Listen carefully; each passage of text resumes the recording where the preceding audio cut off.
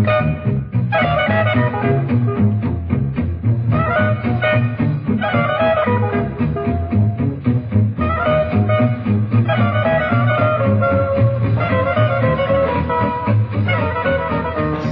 and welcome everybody.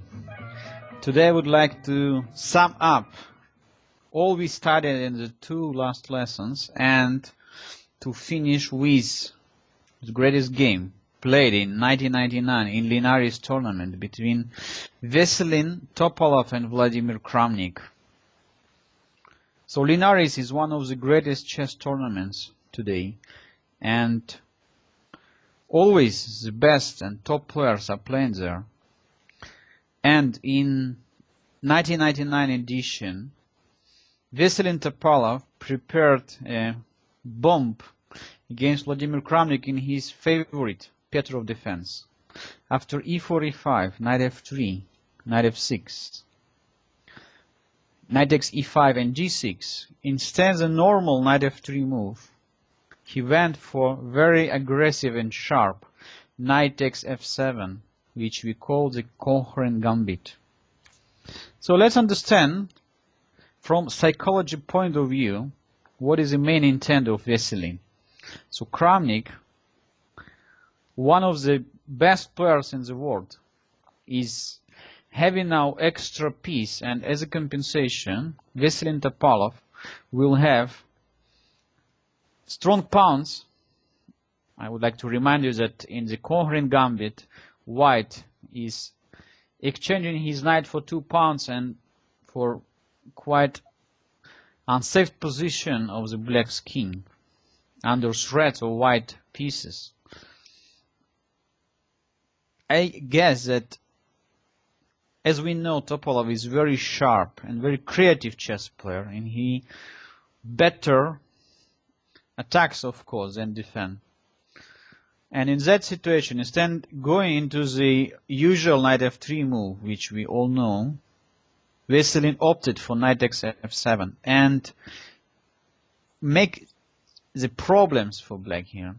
So Vladimir Kramnik, from playing the normal theoretical variation, had to start working, start finding the best moves, because I don't believe that knight takes f7 was never analyzed seriously by Vladimir.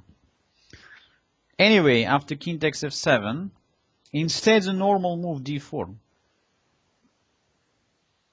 which is a theory, and as we know now, black cannot capture the pawn on e4 because queen h5 check and black is in big trouble. You can see my analysis on this position from the previous lessons. But despite the fact that black is having right now just 2 pawns, white is going to capture another pawn. So here the best answer for black is c5. Black is immediately intending white's center.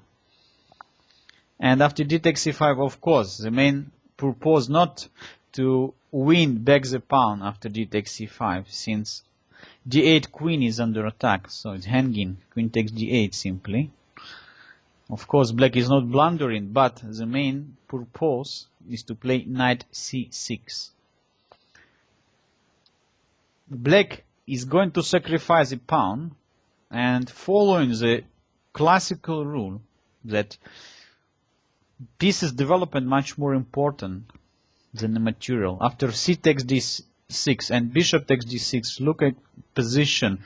White completely lost his initiative. Black is ready to bring his rook to the center. All his pieces extremely active.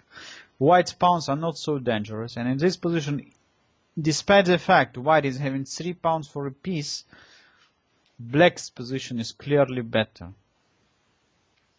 So that what we are calling today maybe the best way for black to try facing the Cochrane's gambit.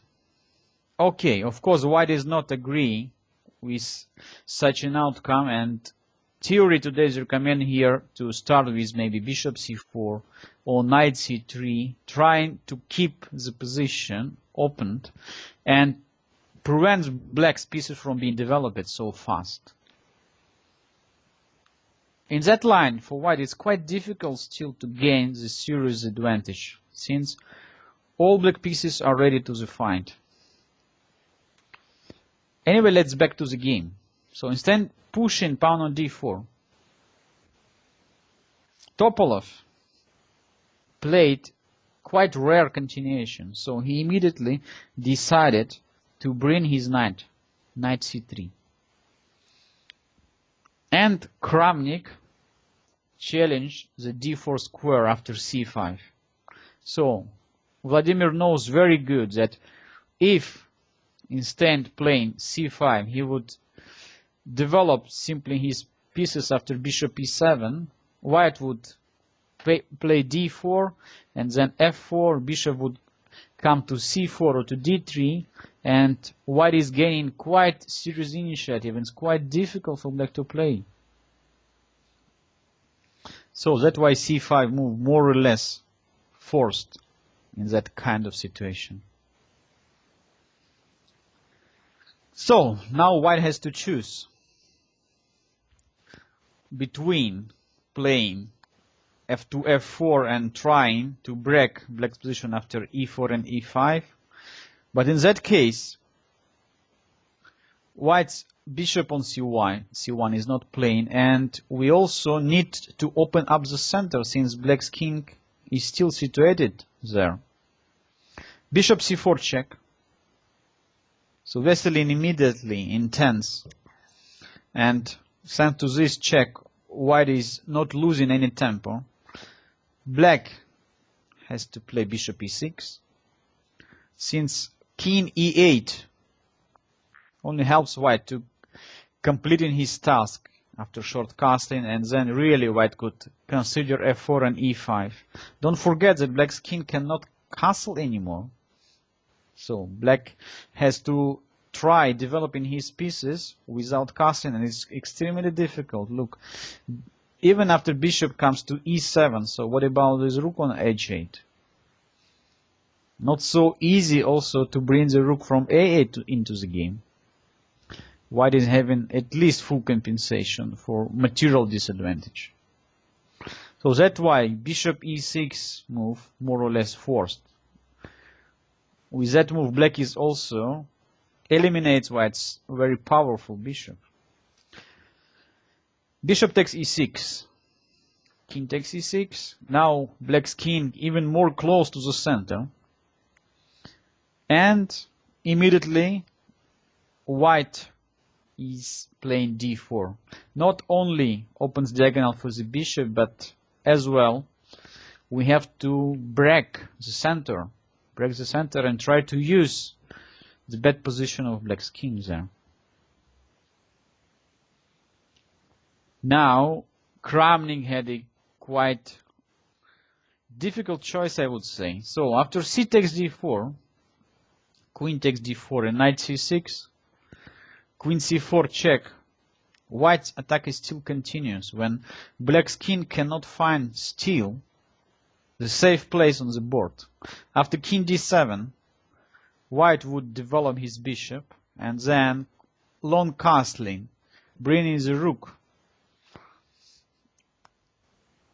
looking towards the black's d6 pawn, and this is right now the only shelter of the black's king. Then second rook would come to e1, and maybe white is intending e4, e5 later on. Extremely unpleasant position for black.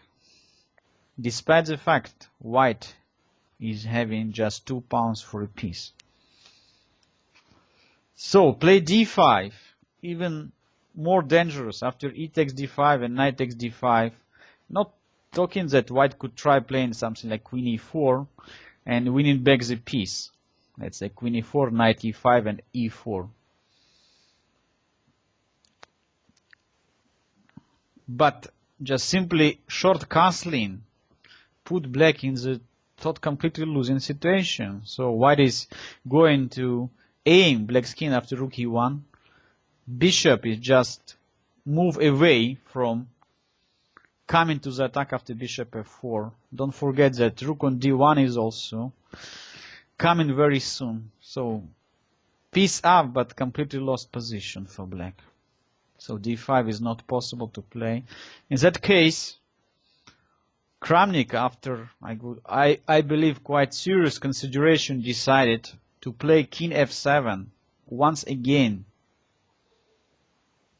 allowing white to capture on c5, but in that case gaining time by useful move knight c6, and as a compensation, even white is having 3 pawns for a piece after c takes d6 and bishop takes d6. All black pieces in the game, rook coming to e8, and once again black is fine. But of course, that is not what Veselin Topalov was looking for. So after knight c6, he is not playing c takes d6. He's not taking pawn back, but just completing his development. Queen e2. Looking towards the c4 square, from where white's queen could attack black's king on f7. So, after queen e2, once again for black is quite difficult to accept the situation after d takes c5. Why? After d takes c5, I guess white is just simply would continue, or queen c4 check, or even bishop e3, and then bring in the rook to d1. White 2 pawns in the center after f4 and e5 would destroy, would send away black's knight from f6, and still black is having a lot of troubles to solve. So after queen e2, Kramnik is also following the classical rule. So he is not capturing the pawn, he is waiting for white to capture and plays queen d7, immediately trying to bring his rook into the game after rook e8. Bishop e3, it's quite funny. So both sides are offering the sacrifices to each other, but neither accept it. It's a very funny situation. So now white is already intending to play long castling, which is not giving black any choice. So black already has to capture d takes c5. So by that move, black is preventing. Indeed, white's attack is continuing. f4. Very standard way. In the Cochrane gambit, white is attacking not only with the pieces but with his pawns. So in that case, we don't see any strong pawn chain, but even position of 2 pawns, e4 and f4, quite dangerous for black's king. So look, white already intending to push the pawn after e4, e5, rook comes to d1, f5. Black has to solve the problems.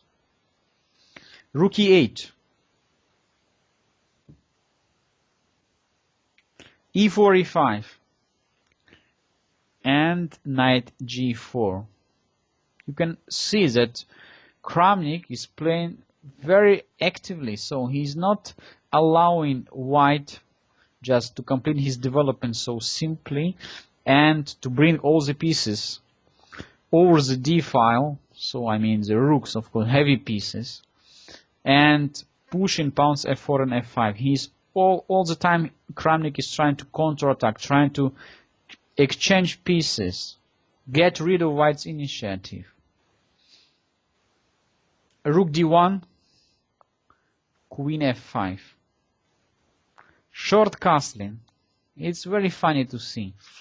Two super grandmasters. At that time, Veselin Kramnik had Elo 2700 and Kramnik 2751, two 2700 players are playing this classical position of Cochrane Gambit with so great imitation. So we can see white is having piece down for 2 pawns, black's king in the center, and after short castling, white is intending to play h3 and then g4, sending away the queen from the strong blockading position on f5, and then supporting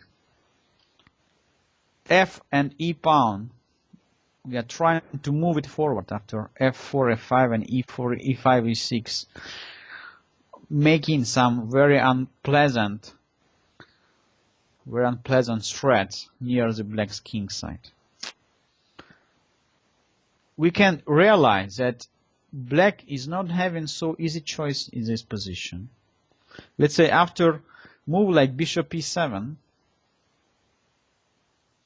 h3, knight takes e3, queen takes e3, and let's say rook f8, knight e4, and king g8, white is just moving forward his pawn's chain, g4, queen g6, f5, and we can realize that black's position is very, very difficult, despite the fact that black is having extra piece. White's pawns are extremely strong. At least compensate white's sacrificed piece. As well, white is just having quite serious already here space advantage. Look at white 2 pawns f5 and e5, extremely strong. Open file d, nicely placed knight on e4, so everything is so good, full domination. So in that quite difficult situation, Kramnik found a great resource. So instead of playing bishop e7, first of all he would like to fix white's pawn structure, and he came here with a great solution. He played h7, h5. This is a fantastic move. The main point that after h3, knight takes e3 and queen takes e3, white is not intending anymore to play g4. As well, black's rook could be lifted where the h6 to e6. Black's king quite safe. Black's king could go to g8. Black even not forced to develop his bishop from f8 anymore. And in that situation already white has to look for compensation. It's not so easy anymore.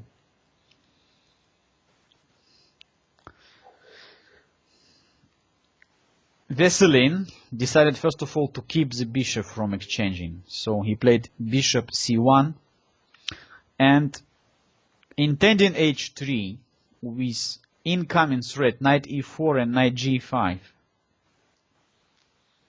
Black has to start his counterattack. Knight d4,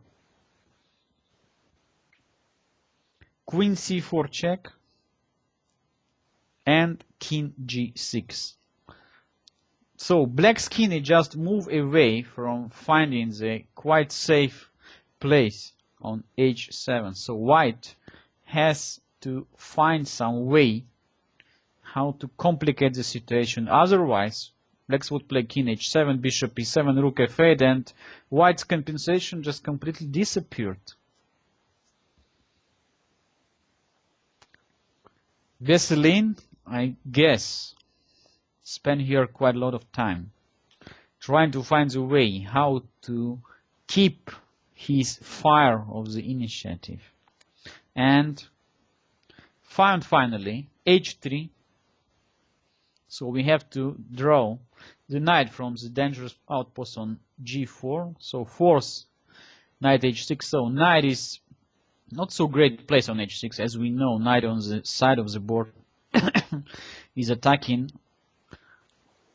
only a few squares. So knight on h6, knight b5. For white is extremely important. Getting rid of this knight from d4, and get once again control over the d file. Now black cannot play queen takes c2 move, which looks very good because at the same time black is counterattacking white's queen, and looks like white has to accept swapping queens. But the simple and nice tactic rook takes d4 destroys black's idea. So after rook takes d4, white is removing the only defender of the black's queen, and at the same time white's queen on c4 has been protected. So after rook takes d4, white is winning a piece without any compensation. So queen takes c2 doesn't work. What else black can do? Black can try playing knight takes c2. Maybe this was the best continuation.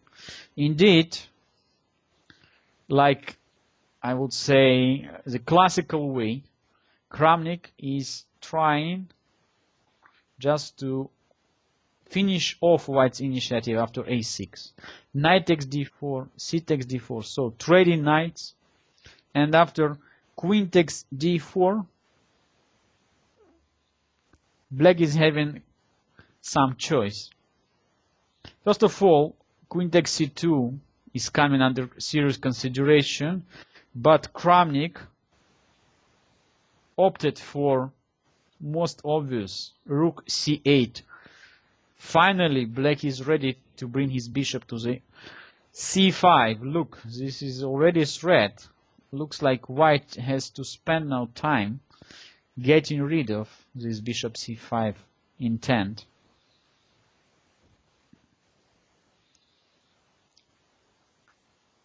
Queen b6 check, king h7, and queen takes b7. What a very nice transformation. Look, white from the start had just 2 pawns for a piece, and right now, after Kramnik sacrificed back the material, now white is having already 4 pawns for a piece. So 2 extra pawns white won in the battle. Indeed, that cost white time, and now black is coming with his counterattack. So after queen takes b7, black's rook is coming to the second rank, and black is intending to develop now the mating attack after bishop c5 check, and then queen or knight both are coming to the game. Let's say if white is playing something like queen takes a6, so black's attack will be completely decisive. Check on c5. All black pieces are coming to the game. Queen e4 intending checkmate after queen take g2. Rook d2 is only move, but now black is coming with a nice and simple, quite simple combo. Look at that. White's pawn on f4 has been protected only with the rook. So simple move, rook takes c1, distracting the rook from the f4 pawn. Rook takes c1 and queen takes f4. Black is getting winning position. King h1, queen takes d2. White has to win back the bishop after rook takes c5, but queen e1 check, king h2, and last piece is coming to attack now. Black is intending rook d1 with that deadly strong threats over the white's king. So we can understand what difficulties now has Topalov in his task not to lose the initiative. So after rook takes c2, immediately we have to bring the bishop back. So bishop e3 is the only way to prevent black from playing bishop c5 and organizing the strong attack over the white's king right now. Queen g6. Black is freeing f5 square with his knight, and it looks like now black is having advantage, not white. if white would play something like rook f2, let's say, rook takes f2, bishop takes f2, and knight f5, no question who is better here. So black's bishop is coming to e7, then rook is coming to the game. White is not having any opportunities to move forward his pawns on the king side, everything blocked. So black's knight is extremely strong post on f5. And black is just playing simply for a win, with not much chances for white in that situation. So that's why Veselin has to forget about trading and trying to keep the initiative. So anyway, black's rook on c2 is quite dangerous. We are playing now rook c1. That way black is almost forced to trade the rook, and after rook takes c1, white's rook is ready to come to c6 when intending pawn on a6. Knight f5, bishop f2, h4. Black is intending now to meet rook c6 by queen h5. Continue attack over the white's king. So it's quite interesting. From the start we saw that Topalov was trying to attack the black's king. So Kramnik, preventing white's attack, decided to sacrifice the material for winning back the initiative and trying to complete all his pieces. Trying to complete development of all his pieces. And now is still, we can see this quite interesting picture. Black is still having his bishop on f8 and rook on h8 undeveloped. But two pieces, queen on g6 and knight on f5, ready to create quite unpleasant threats against white's king. Why? Because white is having piece down, and even white is going now to promote some kind of threats like rook c6, queen takes e6, trying to win more material. Black's attack on the king side would become very, very dangerous. So instead playing rook c6, Veselin played rook c7, and once again black's bishop cannot move. Bishop e7 will be met by rook takes e7 definitely. Knight takes e7, queen takes e7, and now white is having 3 pawns for exchange and pawn on h4 is gone. Definitely only white is playing for a win. So this cannot be accepted by Kramnik, and after rook c7, as I said before, he's continued creating threats with only knight and a queen, but as we know, knight and a queen, quite strong combination of pieces. So black is intending to come with queen to d3 and create the decisive mating threat over the white's king. Look, rook on h8 is still there. Doesn't play any role in the game. So black's bishop on f8, protecting the black's pawn on g7, that is allowing black's queen go to d3. As I would like just to keep your attention that not only queen d3 f1 is a serious classical threat, but white has also to protect his back rank from the threat of queen b1. King h2.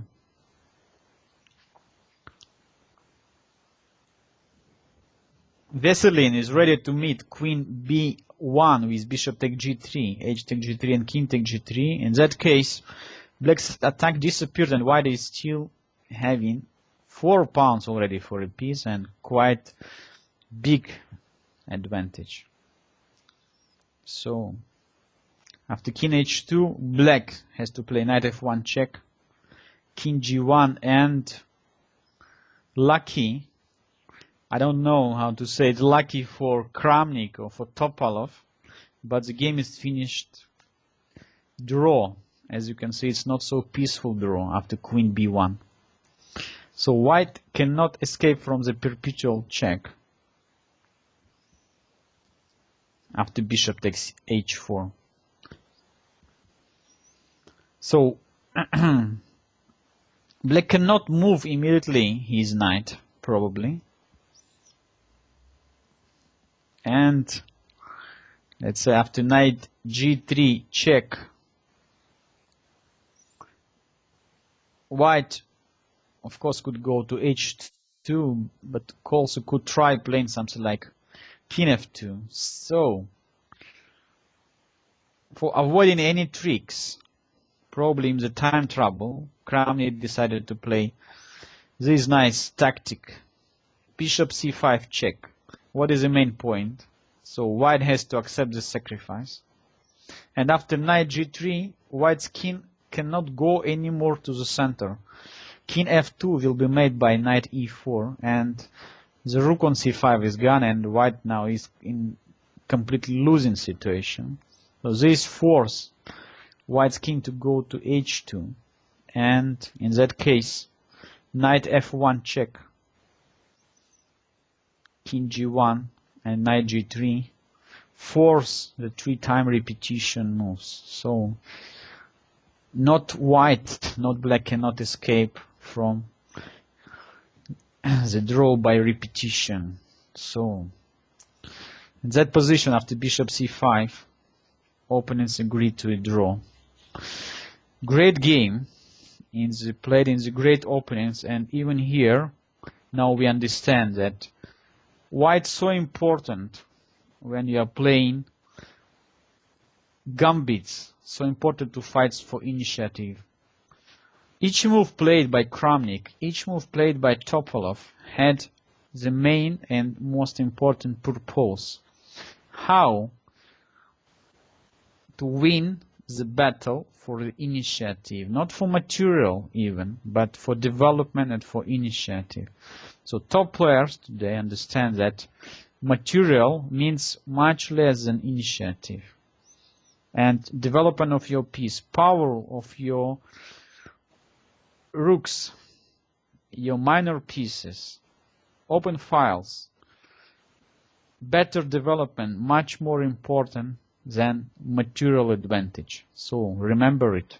In the opening, you have to fight from the first moves for initiative. You have to try gaining the time, develop your pieces as fast as possible, not paying so much attention only to the material. And with that great game, I would like to finish my course about the Cochrane Gambit. And thanks everybody for watching. Next week, we are going to continue with the next Gambit opening. And I believe that you enjoy and continue studying and building your opening repertoire with my Gambit Guide from Grandmaster Boris Alterman. Thanks to everybody. Bye.